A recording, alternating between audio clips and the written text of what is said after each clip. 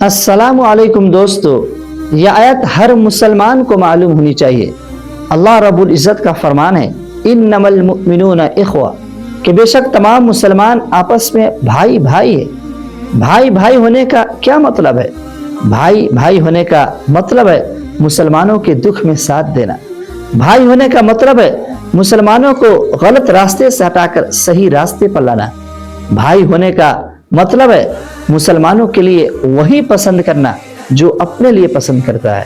حضرت نبی کریم صلی اللہ علیہ وسلم نے فرمایا کہ تم میں سے کوئی شخص اس وقت تک مومن نہیں ہو سکتا جب تک کہ وہ اپنے مسلمان بھائی کے لیے وہی پسند نہ کرے جو اپنے لیے پسند کرتا ہے۔